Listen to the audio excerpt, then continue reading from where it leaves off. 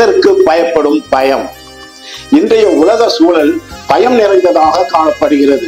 பயம் வேதனை உள்ளது என்று வேதம் கூறுகிறது. தேவன் தம்முடைய பிள்ளைகள் பயத்தின் அடிமைத்தனத்தில் வாழ்வதை விரும்புவது இல்லை. ஆகையால் தான் இயேசு தம் ஜனங்களை சந்தித்த போது பயப்படாது இருங்கள் என்று சொல்வதை நாம் பார்க்கிறோம். இன்றைய உலகத்தில் எத்தனையோ விதமான பயங்கள் உள்ளன. எல்லா பயங்களிலும் இருந்து தேவன் நமக்கு விடுதலை தருகிறார். தாவீது, நான் கர்த்தரை தேடினேன், அவர் எனக்கு செவி கொடுத்து என்னுடைய எல்லா பயத்திற்கும் நீங்களாக்கி விட்டார். சங்கீதம் 34:4. அதே வேளையில் நம்முடைய வாழ்வில் இயல்பாக காணப்படும் பயங்களும் உண்டு. நமது பெற்றோர், ஆசிரியர், வயதானவர்கள், நமது எஜமான்கள் போன்றவர்களிடத்தில் எல்லாம் நமது பயத்தை காண்பிப்போம். அதே சமயம் அவர்கள் மீது வைக்கும் பாசம், மரியாதை மற்றும் கனத்தின் நிமித்தம் இவ்விதமான பயம் ஏற்படுகிறது. இவை எல்லாவற்றிற்கும் மேலாக வேதாகமம் கர்த்தருக்கு பயப்படும் பயத்தை குறித்தும் அதன் அவசியத்தை குறித்தும் நமக்கு கற்றுக் கொடுக்கிறது. தேவ பயம் ஒரு கிறிஸ்தவனுடைய வாழ்வில் தவிர்க்க முடியாத, இன்றியமையாத ஆவிக்குரிய பண்பாகும்.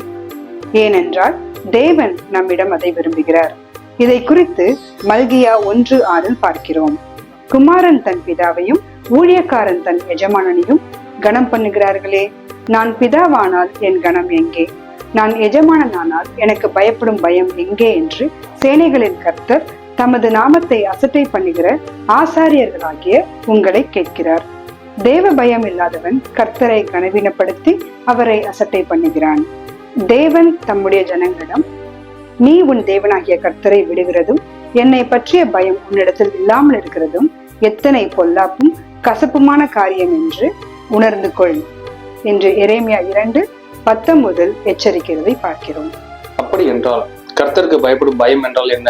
இதற்கான விளக்கங்கள் அநேகம் உண்டு. எளிய முறையில் நாம் இதை குறித்து அறிய விரும்புவோம் என்றால், கர்த்தர் வெறுப்பதை வெறுத்து அதை விட்டு விலகுவதும், கர்த்தர் விரும்புகிறதை செய்வதற்கு நம்மை ஒப்பு கொடுப்பதும் ஆகும். தீமையை வெறுப்பதே கர்த்தருக்கு பயப்படும் பயம் என்று நீதிமொழிகள் 8:13 நமக்கு விளக்குகிறது. மேலும் பெருமை, அகந்தை, தீயவழி, புரட்டுவாய் ஆகியவற்றையும் கர்த்தர் வெறுக்கிறார் என்றும், இவைகளை விட்டு நாம் விலக வேண்டும் என்றும் இவ்வசனத்தில் பார்க்கிறோம். தேவ பயம் இல்லாத இடத்தில் இவ்வாறான அருவருப்பானவைகள் காணப்படும்.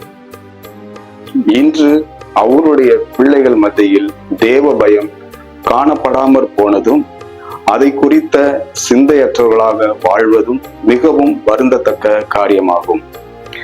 அவருக்கு சாட்சியாக வாழ வேண்டிய விசுவாசிகளிடத்தில் ஒழுக்கக்கேடான காரியங்களும் சீரழிவுகளும் பாவங்களும் மலிந்து காணப்படுகிறது.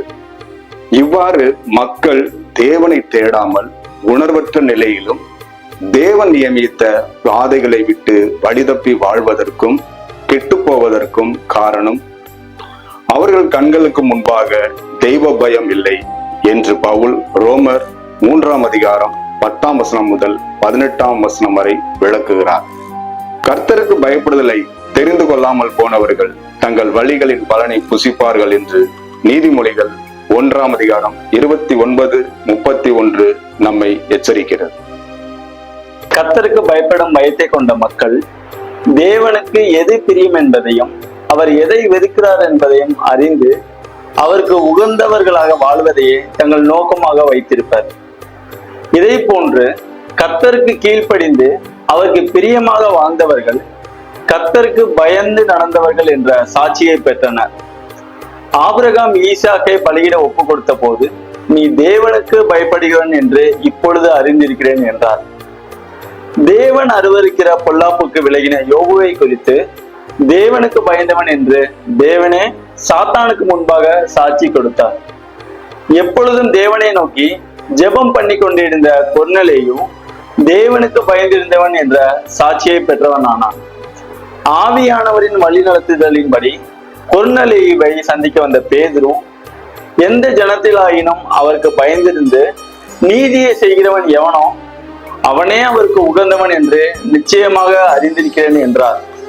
வேதாகமத்தில் தேவன் தமது கைகளில் எடுத்து உபயோகப்படுத்தின பாத்திரங்கள் அனைத்தும் கர்த்தருக்கு பயப்படும் பயத்தை கற்று அறிந்திருந்தனர். கர்த்தருக்கு பயந்து அவருக்கு பிரியமான வழியில் நடக்கும் ஒரு மனிதன் அடையும் வாக்கியங்களை குறித்து தொடர்ந்து பார்ப்போம். கர்த்தருக்கு பயப்படுகிற பயம் நாம் அடையும் பல ஆசீர்வாதங்களுக்கு திறவுகோலாக அமைகிறது.